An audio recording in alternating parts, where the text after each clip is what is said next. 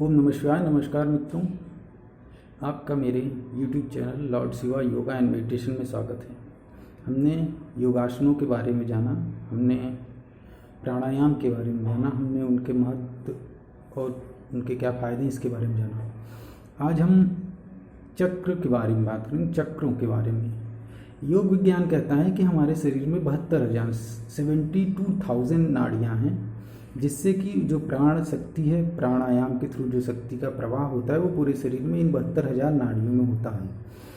उसको और ज़्यादा सिंप्लीफाई, सरल बनाते हुए योग विज्ञान कहता है कि ये 72,000 नाड़ियाँ 7 पॉइंट हैं, इनके एनर्जी सेंटर्स हैं।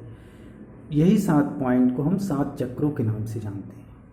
ये 7 चक्र 72,000 नाड़ियों के सेंटर पॉइंट्स हैं, एनर्जी पॉइंट्स हैं। अगर आप इनको जागृत करते हैं या इन पे कंसंट्रेट करते हैं तो इससे जुड़ी हुई शक्तियाँ और लाभ अपने आप आपको मिलने लगते हैं। तो हम इनके बारे में ही जानेंगे।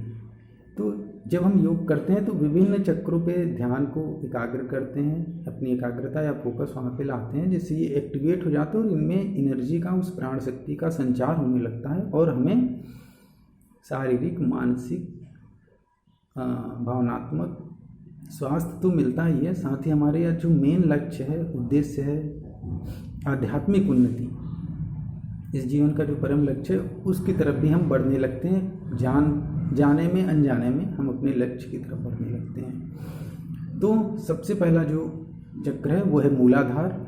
जैसा कि नाम से ही पता चल रहा है, जो मूल में है, जो कि जड़ में है, और जो आधार है वही मूलाधार है। ये मूलाधार चक्र आपके स्पाइनल कॉर्ड के सबसे निचले हिस्से पे होता है और ये कुंडलिनी शक्ति का निवास स्थान है, कुंडलिनी शक्ति का घर है। जो लोग भी कुंडलिनी योग का अभ्यास करते हैं वो इस शक्ति को पूर्ण रूप से जगाने का अभ्यास करते हैं, जो कि अत्यंत ही शक्तिशाली प्रक्रिया है और इसे बहुत ही जानकारी में और अपने गुरुओं के सानिध्य में रहकर ही करना चाहिए। ये शक्ति का एनर्जी भंडार है। इसके बाद इसके ऊपर जब हम बढ़ते हैं तो आपके नाभि के नीचे और जो आपका लिंग है उसके ऊपर के स्थान के बीच के स्थान पे जो है वहाँ पे स्वादिष्ठान चक्र होता है। ये स्व का स्थान है, यानी यहाँ पे आपके जो पूर्व संस्कार हैं उनका स्टोर हाउस है। ये मानव के सबसे गहरे भाव और उसके जो पूर्व अभ्यास हैं, पूर्व संस्कार हैं, उसके गुणों का एक आधार भंडार गृह होता है। जो पूर्व जन्म से आप अपने संस्कार, आदतें सब लेके आए हुए हैं, गुण अवगुण, उनका भंडार इसमें होता है। और जैसे जैसे व्यक्ति बड़ा होता जाता है, अलग अलग उम्र में वो अपने कुछ अलग अलग विशेष गुणों को दिखाता है। आपको लगता है कि अरे इसके परिवार में तो ऐसा कोई नहीं था, ये ऐसा कैसे हो गया, इसके अंदर तो जमजात ही प्रतिभा आ रही है। तो वही सुसुप्त वो सोई अवस्था में होती है, जो कि स्वादिष्ठान चक्र में होती है और उस पर ध्यान देने से वो समय के साथ जागृत हो जाती है। अब हम अपने नाभि चक्र पे आते हैं। तीसरा चक्र जो है नाभि के चक्र पे, जो कि नाभि के ठीक पीछे वाले स्थित होता है, इसे हम कहते हैं इसे हम कहते हैं मणिपुर चक्र। मणिपुर ये डायनामिज्म, गतिशीलता का है। आप कितने गतिशील हैं। कुछ व्यक्ति एकदम गतिशील तरीके से कोई भी काम कर सकते हैं तेज़ी से, वो इसका मतलब कि उनका मणिपुर जागृत है। ये आपके प्रभाव को भी, इम्पैक्ट को भी दिखाता है। आप कहीं पर भी हों, कैसे भी कपड़े पहने हो, कुछ भी बोलते हो, लेकिन कुछ लोगों का प्रभाव अलग होता है। वो मणिपुर जागृत होने का प्रमाण है और ये आपके दृढ़ता को, असर्शन को भी दिखाता है।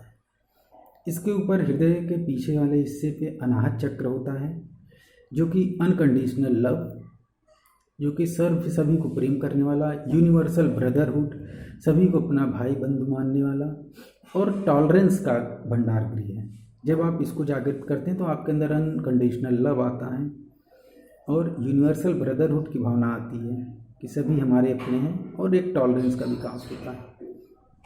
इसके ऊपर है विशुद्धि चक्र, जो कि गले के पीछे का हिस्सा है, जो आपके गले में एक गड्ढे जैसा स्थान बनता है, उसके ठीक पीछे विशुद्धि चक्र होता है। ये प्यूरिफिकेशन का सेंटर है, शुद्धि का चक्र है। ये जिसका जागृत होता है उसकी वाणी में प्रभाव होता है, उसकी वाणी सुनते ही लोगों को मधुरता और अच्छा अनुभव होता है। साथ ही ये राइट अंडरस्टैंडिंग, सही गलत क्या है, उचित अनुचित क्या है, इसकी एक समझ देता है और डिस्क्रिमिनेशन की शक्ति देता है, और सेंटर ऑफ प्यूरिफिकेशन तो है ही है। उसके बाद आता है आज्ञा चक्र, जो दोनों भावों के मध्य में है और एक्चुअल में ये मिड ब्रेन जो आपका मध्य मस्तिष्क है उसमें स्थित होता है। इससे इस पे ध्यान करने से जो आपका डिवाइन सेल्फ है, हायर सेल्फ है या ईश्वरीय शक्ति है, वो आपको गाइड करने लगती है, वो आपको बताने लगती है कि आपके जीवन की सही दशा और दिशा क्या है, आपको कहाँ जाना है, विभिन्न परिस्थितियों में आपको किस तरह से बाहर निकल के आगे बढ़ना है। तो ये है आज्ञा चक्र। और उससे ऊपर आता है टॉप पे सहस्त्रसार चक्र, जिसे बिंदु विसर्ग भी कहते हैं, जो कि टॉप ऑफ द हेड पे है, टॉप ऑफ द हेड के जस्ट बिहाइंड होता है। इसे साइकिक साउंड मैनिफेस्टेशंस का भी चक्र कहते हैं।